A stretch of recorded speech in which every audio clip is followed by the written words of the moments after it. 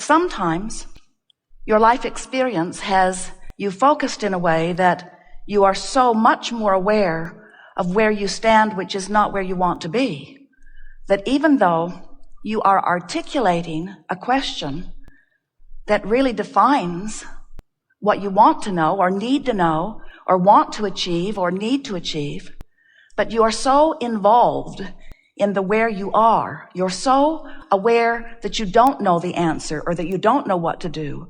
You feel so discouraged or disappointed or resentful or angry or confused, or you just simply are more aware of the absence of what you want than what you want. So without even knowing it or meaning to, you've trained yourself into the vibrational habit of a thought or energy vibration that is so full of resistance, meaning it's about what you don't want rather than about what you do want. And of course, that's always an obvious first step. You always know more clearly what you do want when you know what you don't want. And sometimes life shows you through what you're living exactly what you don't want. But when that happens, an equal, proportionate, what you do want, the other side of that is born out of it. And when what you do want is born out of it, it becomes a vibrational point of attraction that begins to amass all circumstances and events in order to give you the full manifestation of what you want. But if you are still so aware of where you are and what you don't want, then you can't get to it and it can't get to you. You cannot rendezvous with what you want when what's most active in your vibration is your awareness of what you don't want. Some say, well, that's a little tricky, because when I know what I don't want, because I'm living what I don't want, shouldn't someone just give me what I do want so I can feel better? And we say, you've been trying to get that for a very long time, and it is not working out that well. In other words, when you demand that the universe give you something that you are vibrationally not a match to, it's not going to happen. You have to make the match.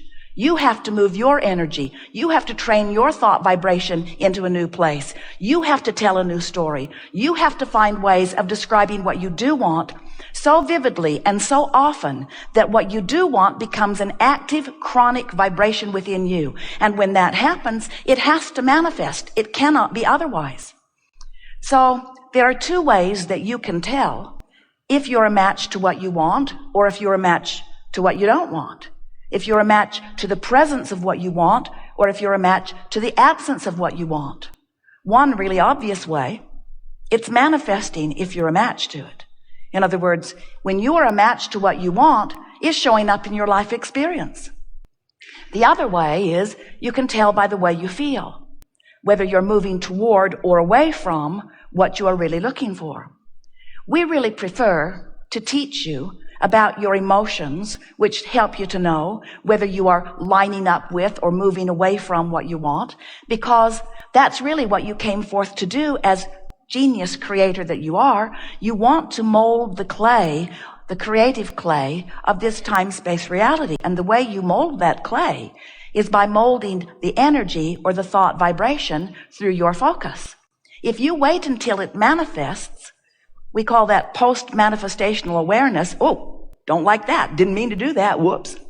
It's hard to suck it back, isn't it? Once it's manifested, once it's in your body or not in your bank account, or once your relationship has crumbled or your empire, once you are discordant from what you are wanting to the degree that the discordant has manifested rather than the harmony, you still can turn it around. But it's harder. It's much easier to catch it in the early subtle stages. We want you to begin to utilize your emotions to let you know the most important thing that you will ever come to wonder about, and that is your relationship with who you are.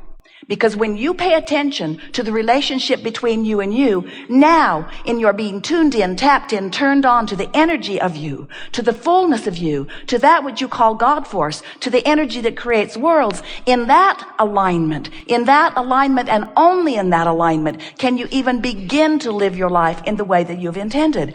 You are source energy. You didn't come forth to prove worthiness. You came forth as a worthy creator, eager to take thought beyond that which it has been before. And you knew that as you poured yourself into this physical body and into the contrast that surrounds you, you knew that the contrast would inspire new desires. You knew that they would emanate from you constantly. And that's exactly what happens. The contrast helps you to know what you don't want, know what you do want. Isn't that the way contrast always works? Do you realize that without vibrational contrast, you couldn't see anything?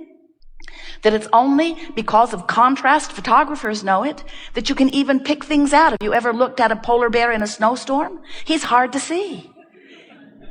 But when you realize that you are living in this variety of contrast to help you to focus, and that the energy that you feel is always your awareness of how you are focusing it, whether you are focusing in your physical body away from your broader knowing, or whether you are utilizing this broader knowing while you are focused here, that's really what the art of allowing is all about. When you are in this vortex of creation, you are living as you've intended to be. So we want to show you how to get in, and we want to show you how to sustain being there as long as you can. In other words, once you get in, we want you to milk it and stay in, because the longer you are in there, the more of what you've been asking for can be revealed and received by you. But we do not want to give you the impression that it is your job to always and only be in the vortex. If that were your intention, you would have remained dead like us. But you came forth with the intention of sometimes stepping out of the vortex into the contrast to know what you don't want so that you can know what you do want. You just did not one of you ever intend to make a lifetime career of being out of the vortex. You didn't plan on making it a career to be in the step one phase. And step one is ask. And contrast induces the asking. What you did plan was to step out into the real world long enough to see the contrasting elements of it in order to decipher what you want, in order to give birth to what you want. But you intended, every one of you, to then, once you have decided what you want, to then give your undivided attention to what you want. And undivided takes on a whole new meaning here today, doesn't it? Your undivided attention, meaning your attention undivided or same as the attention that the source within you is giving. When you look at someone and you see a flaw in them, you find fault with them, you see them as inappropriate in some way, you step away from who you really are, because the source within you will not do that, not ever, not one time ever. Every particle of negative emotion that you feel is because you have found a vibrational stance or attitude or opinion or mood or belief, an active vibration, that's all that stuff is, an active vibration that disagrees with the active vibration of the source within you.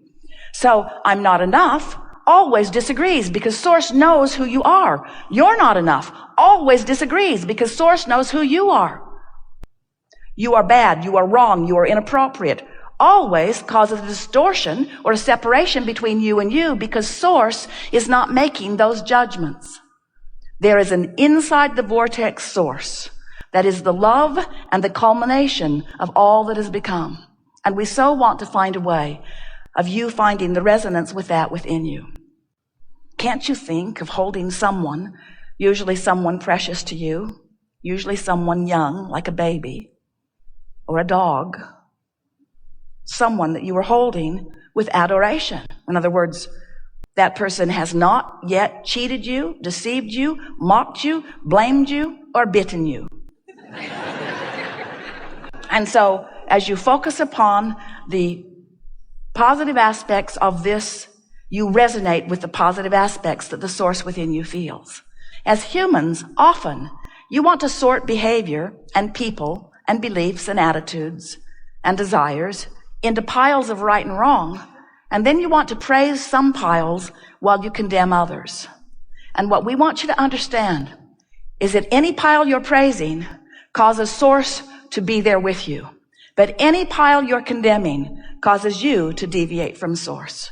Source will not join you in negative judgment or in pushing against anything unwanted, because source understands the way the universe works. Source understands that when you know what you don't want, an equal and equivalent desire is born. And Source gives its undivided attention to that. That's why there is an eternal expansion and evolution of all things. If you could become so convincing that you could get Source to come and join you in your negative contemplation, then there would be no Source and there would be no eternity. Now, don't worry about it. It cannot happen. Non-physical energy is too smart for that. Sometimes humans say, well, that's not the story I heard about God. I heard that he holds very strict standards. We say, yeah, there's a lot of confusion about what those standards are, isn't there? You're killing each other all day, every day over your discontent or non-agreement about what you think God thinks you should do. But you say, no, the God that I've heard about holds very strict, very, very strict rules. And when I keep those rules, I am loved by God. But when I break those rules, then I receive the wrath of God. Then I am condemned by God. And we say, that is a God that man has fashioned when he was outside of the vortex. Because we promise you that that which is Source, that which is the source of you, and that which is the source of all that you know, is a pure, positive energy, expanding force, evolving because of the asking that is constantly taking place on the leading edge of creation.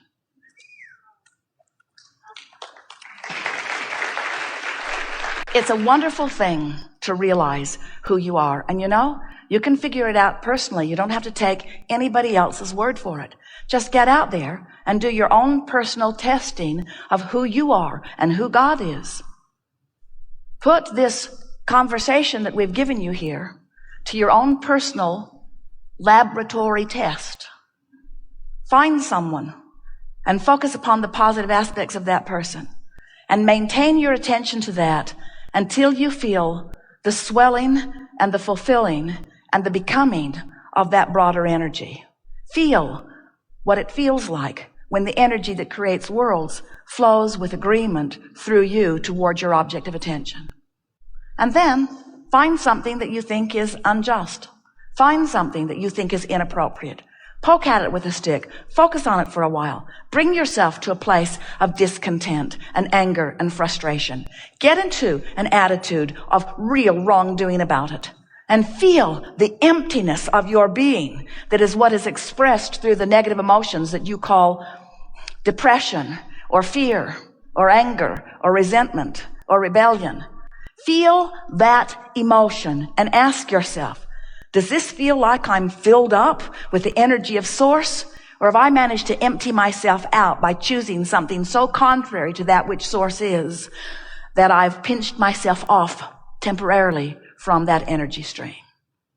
So when you become acquainted consciously and deliberately with the guidance system that you are born with, when you start paying attention to the vibrational frequencies of harmony and allowing and alignment and blending, or of resistance and discord, when you start paying attention to the way you feel, you'll know whether you're in tune with who you are or not. Now, here's the most important part of all of this, because some of you are hearing us in this context. You've come this far with us. You say, all right, Abraham, I accept that Source exists, and I accept that I exist, and I can sort of kind of get it, that I can feel when I'm in sync with the love of Source and when I'm not. And we say, but the story is bigger still.